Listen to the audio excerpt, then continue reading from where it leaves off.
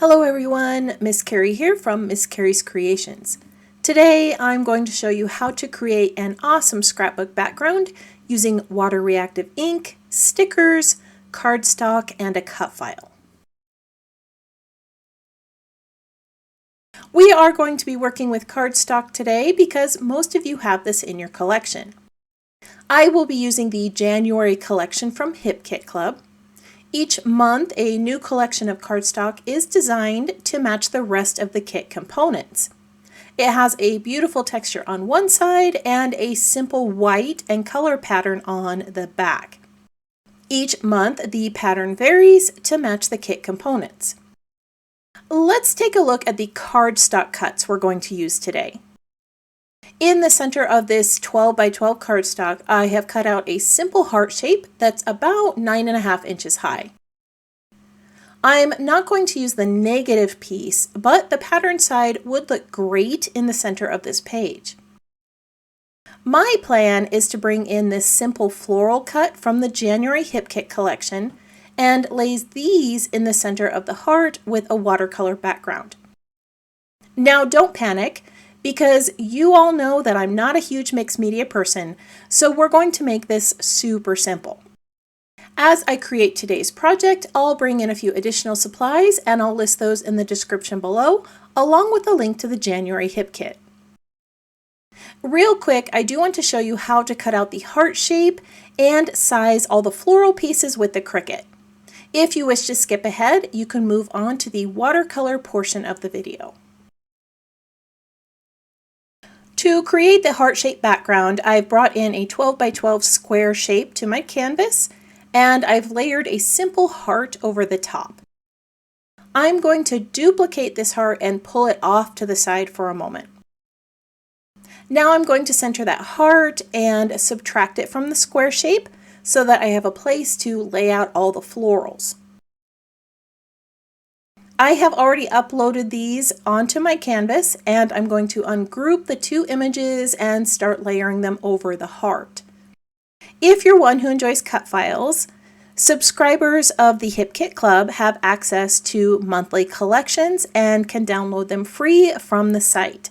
If you're not a subscriber, there are plenty of cuts available that you can purchase, or you can grab the free cut from the site each month. Before we move on to the next part of the project, I do want to show you how to cut out that larger heart. Many of you probably noticed that big warning sign on my shape here over in the layers panel. Cricut cannot cut images larger than 11.5 inches wide, so I'm getting that warning that this square isn't going to cut. Here is a simple workaround. We're going to hide this large cut and cut out that duplicated heart instead. When I move to the map preview page, I have the ability to move this heart onto the center of my mat. I'm going to zoom in here so that I can center the images over those measurement lines and place it where I need it to cut on my 12 by 12 piece of cardstock. Once this is done, I can move on to the cutting and we're ready to make the page. All right, let's start adding some color to our background with ink and stickers. On my desk, I have a piece of mixed media cardstock and the inks from the color kit. In my previous video, I showed you another way to make a background with stamps and these inks. Today, we're going to use them as watercolors. I'm going to use the wet on wet technique because it blends the colors and creates a softer look. I have spritzed some water onto my mixed media cardstock and I'll be adding water to the ink before I apply it to the page. For now, I'm not going to bring in any of the blue, just the thistle, taffy, and lemon drop colors. We're going to start with a small amount of color. I want more of a flowy look, so I'm using a large round brush. If you want to create swishes of color, a flat brush would be a better choice. Don't worry about perfection here.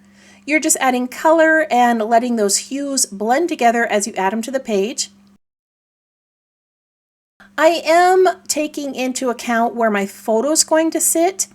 It will be in the lower right corner, so I'm keeping my colors a little lighter over here and forming almost a frame around this space with the color.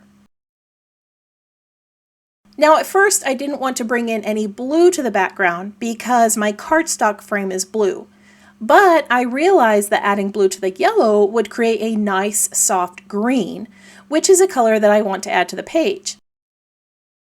I'm not going to add too much of the green, but it is a nice contrast to the other cooler colors I've added, and it's going to match the die cuts that I'll bring to my design. Alright, now we're going to cheat a bit and make it look like we created some professional looking color splashes. While the page is still wet, I'm going to stamp these images with the splatter stamps from the color kit. The ink is water reactive, so it's going to soften and change as I stamp the images over my wet ink. This reactive ink can also be beneficial if one of your images is a little too intense, like this pink one here. Just spray some water over the top and remove some of the color. Again, don't worry about perfection here. Just stamp those random images over the like colors on your page. Use the larger stamps to create big splashes and the smaller stamps to create smaller ones. You can overlap them and stamp partial images to create some variety in the background. As I continue to stamp these, I would love it if you tap the subscribe button and let me know that you're new here. If you're already a subscriber, let me know that you enjoyed today's project by tapping the thumbs up or leaving me a comment below. I would love to know if you've been inspired to create a water-washed background with inks on your next project. Alright, I'm going to dry this real quick with my heat tool, then I'll show you how we're going to add even more color to the background. Before I layer my floral cuts, I want to make sure that I have some color variations on this page. I really like that softer look, but my title here has some intense colors, and I want to bring some of that intensity to my background. Instead of adding more ink, I'm going to create this look with stickers. The January embellishment kit has these awesome clear watercolor stickers that I can use to mimic water washes on my page. I have placed one opposite of the title so that I can bring some diagonal flow to my layout, and I'm going to place one here, and I'll bring one up to the top to create a frame around where my photo will sit. As you can see, this is also going to create a visual triangle of vivid colors that will balance out all the other colors I'm adding to my layout. Now we can bring in those floral cuts.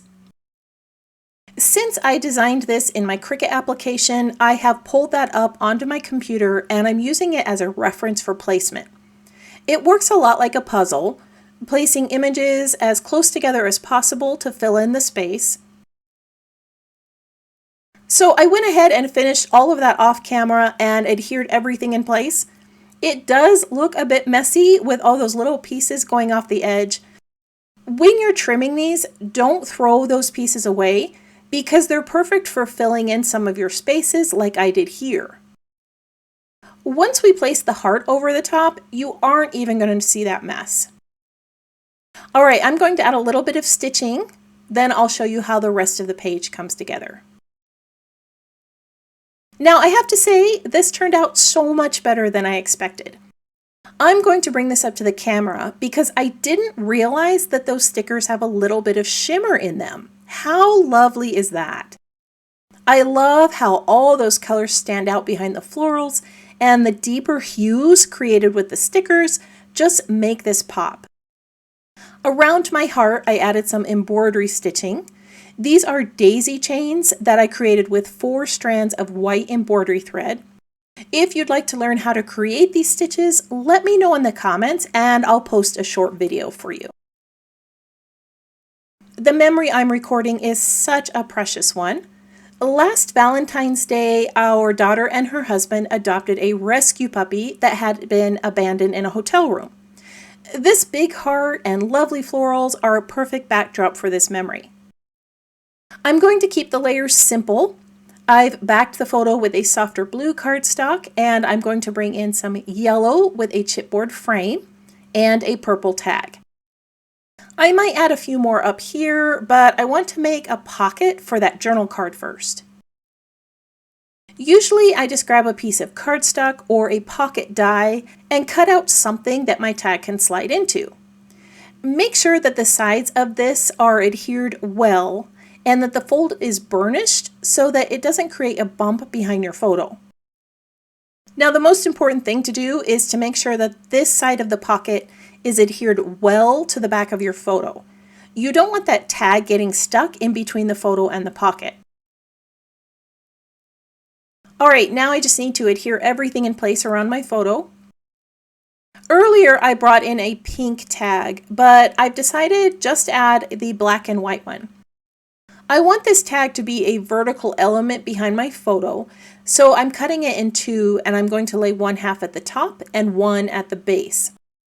I had to remove the title piece I stuck down in order to line this up, but once it was in place, it did a great job of grounding the photo. As I add some florals below this photo, I want to tell you a little bit more about this adorable little puppy.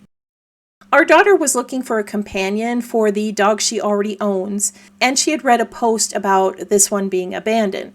Our family has always preferred adopting over purchasing a puppy, and she read about this little one and her siblings being abandoned. Now, this little puppy is so sweet, and she loves to play outside and chase butterflies, which is why I started laying those on my page. I've also grabbed a phrase that says, "It makes me happy," with a heart. The items that I chose for this space match the elements I added around the photo, which, as you know, creates balance on our pages. Now at this point, I feel like my photo isn't grounded well, so I'm going to bring in the rest of that chipboard frame. I'm going to need to move a few things around off camera, and then I'll share the finished layout with you. Here is the completed page. The yellow frame I added makes such a difference. I did add a few more puffy hearts up here to this side of the page, and I brought in some twine from the chipboard collection to my tag.